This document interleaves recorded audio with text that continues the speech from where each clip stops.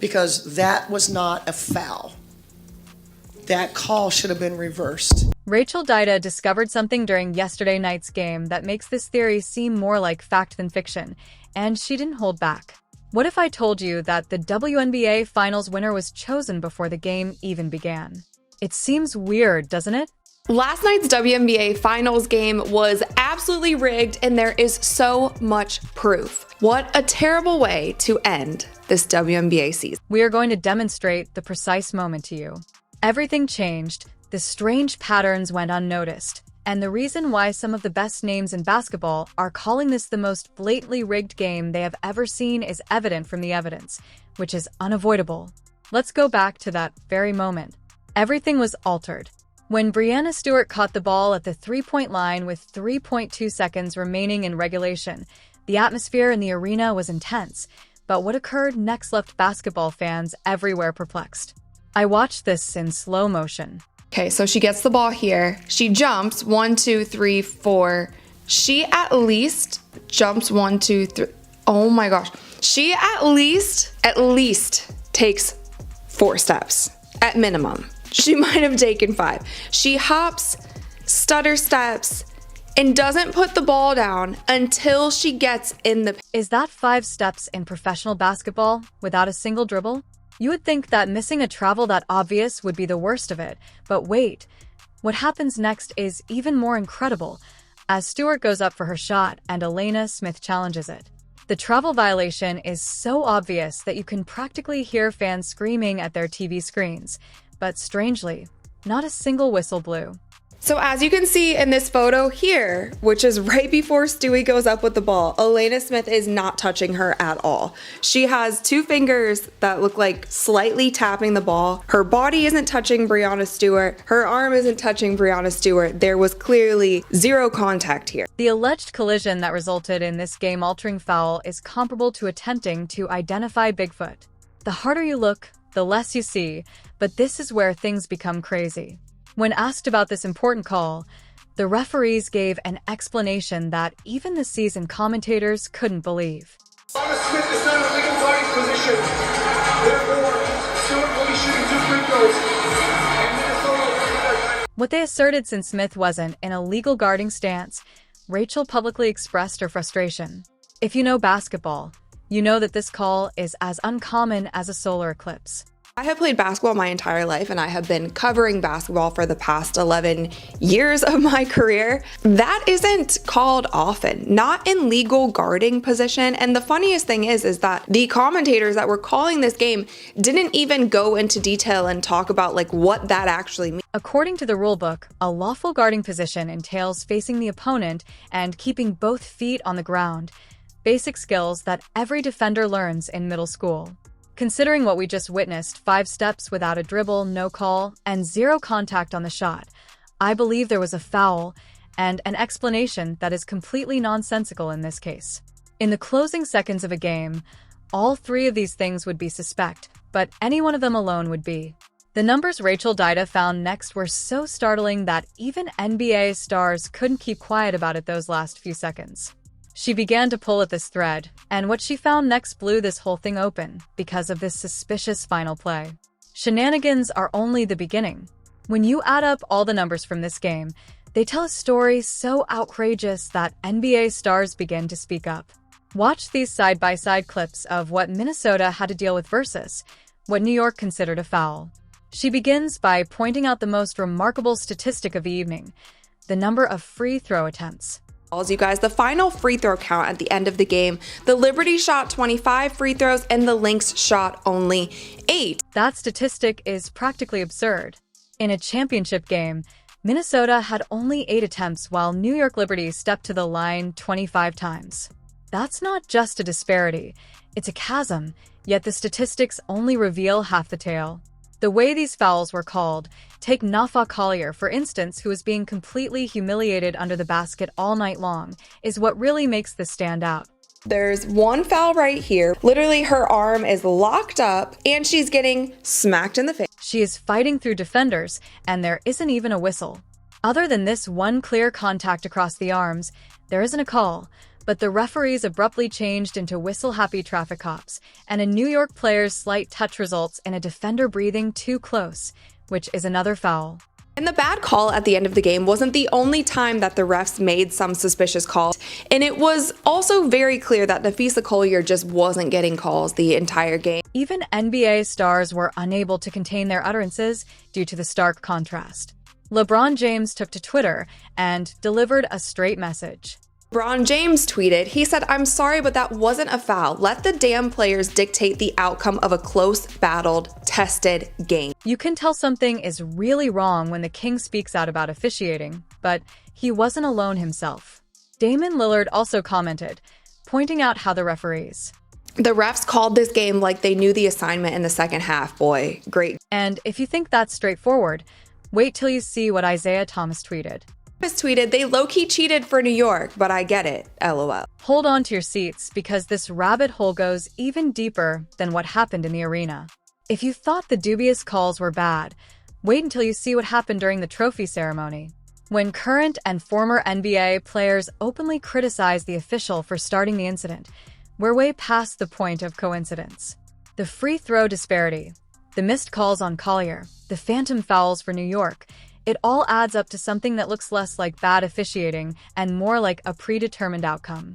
Fans were noticing the commissioner's outfit that she wore for the trophy presentation. You heard correctly. Fans even started referring to the commissioner's outfit as the smoking gun of the entire finals series since it was so distinctive and well-timed. That oftentimes the league wants to market X to win is just a paranoid take from fans. But for the commissioner of the league to literally wear the New York skyline on her dress at Game 5, that is not a great look. Directly in front of millions of people. Calmer Kathy Albert enters the court decked out in an outfit that reflects the skyline of New York City. In some of these videos, you guys are actually getting taken down, but just look at this photo right here. I'm gonna save this image before this gets taken down too. Just look at her dress. It's literally the New York skyline. The Empire State Building, not just any cityscape, is what we're discussing. You can't make this stuff up. The response was immediate. The Freedom Tower, the entire iconic Manhattan silhouette, on the night that New York is vying for a championship after social media went viral, these pictures abruptly began to vanish more quickly than crime scene evidence. Former WNBA players were the first to notice it, pointing out that a commissioner would never make such a blatantly antiquated statement during a neutral game, much less a finals matchup with that same city. Their criticism even went so far as to cast doubt on the WNBA's leadership. Just basic IQ. Like, I would like to test the IQ of everyone in management at the WNBA and see if any of them are qualified to run any major business. Even if they tried, I'm positive none of them could operate a McDonald's drive-thru. Because I'm just not sure, like, what, why, how? I can't even talk straight. How do you go into your closet and you're like, you know what? I'm gonna have a really big job after today's game. We're gonna have the most fans watching this game in over 20 years. You know what dress I'm gonna wear? This New York dress. However, before anyone could comprehend this fashion fiasco completely, Cheryl Reeve, the coach for Minnesota, was poised to escalate the dispute to a full-scale outburst. What she did next shocked everyone in the press room. I saw a very physical and aggressive New York team. We know this from being a part of the game for so long that sometimes you get away with stuff when you're physical and aggressive, and they certainly did. It's a shame that officiating had such a hand in a series like this. After this game, a transformation takes place. You've never seen a post-game interview quite like this one. The intensity is evident, and her words have a greater impact than any play on the court. The head coach of the Minnesota Lynx is not your typical coach. She is a WNBA legend known for her poise and professionalism. I thought today was incredibly disappointing. The challenge, we have got to change our challenge rules, and the officials doing the game should have a third part. As Reeve approaches the microphone, the tension is almost palpable. Her characteristic calmness has almost disappeared, leaving frustration simmering beneath the surface. Her words cut like a knife. expressing not only disappointment but also unadulterated rage before she drops the bombshell. And I know all the headlines will be Reeve cries foul. Bring it on, right? Bring it on. Because this shit was stolen from us. Bring it on. Can you believe that a respected coach is accusing the league of game rigging? Reeve declares in an emotionally charged voice that she demands consistency in officiating, saying that if you don't want to call it one way, don't call it the other way. Every team requests that. Officiating, missing a shot clock violation. This sucks. This is for a championship, right? For both teams. Let them decide it. What contact is legal should be the same for both teams. This isn't that hard. And so it's disappointing. As Reeve challenges the challenge rules, we must alter them. She is not just challenging this one game, but the WNBA system as a whole. You may wonder if she will face consequences for this, and that is a legitimate worry. The WNBA has a history of identifying coaches who criticize officials. For example, Dan Hughes, the coach of the Seattle Storm, was penalized in 2019 for making similar comments and is aware that she faces severe repercussions. This shit ain't that hard. Officiating it's not that hard. When someone is being held, That's why this is so startling. Reeve is making a bold statement, daring the league to react. The WNBA has rules against public criticism, which could result in fines, reprimands, or even suspensions. But here's the real deal.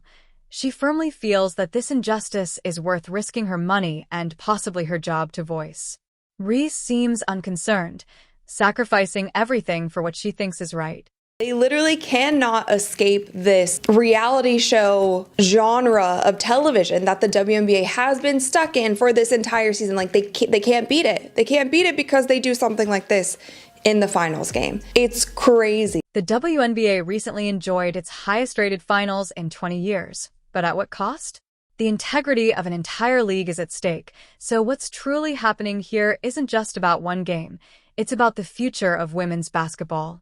From top down, like on every level, it's just disaster after disaster after disaster after disaster. Like this, at this point, it's laughable. I can't even hold back at this point. There were so many people, former WNBA players, current WNBA players coming out and just saying how bad the referees were, how that could actually happen in the finals game. And then the commissioner is on stage in a New York skyline dress. How can people not think it's rigged? Consider it. The New York market is crucial to the WNBA's financial success, so why would anyone risk manipulating such a well-known game?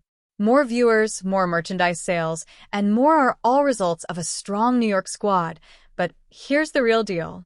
The question is not whether the game was rigged anymore, but rather why they believed they could get away with it, and what would happen to women's basketball if fans stopped believing what they were seeing on the court. Experts warn that this controversy could seriously harm the league's reputation in the long run. Brianna Stewart do the cha-cha slide and just throw the ball at the basket and somehow get free throws to win the game in overtime. Like, we saw a rigged game. Consider it. When was the last time you witnessed a whole room filled with hardened? It tells you everything you need to know about how unprecedented the circumstance was, which is why sports journalists lose it. Reeve not only violated the unspoken guidelines for post-game politeness, but she also completely destroyed them. And the reality is that the old legacy WNBA people, they are, and I mean this, I actually mean this, like they are worse for the WNBA than anyone else because they treat the league like it's a charity case. They treat the league like it's a charity case. They pretend, like they don't, I don't think that they don't understand sports. I think a lot of these people do understand sports. The problem is that the WNBA has been treated like a charity case and not a sports league for so long, they're going to treat it like it's a charity case. However, even if Reeve's revelations were surprising, they were only the beginning, since the true cause of everything is even more astounding than you could have ever imagined. And after hearing it, you will never view professional sports in the same light.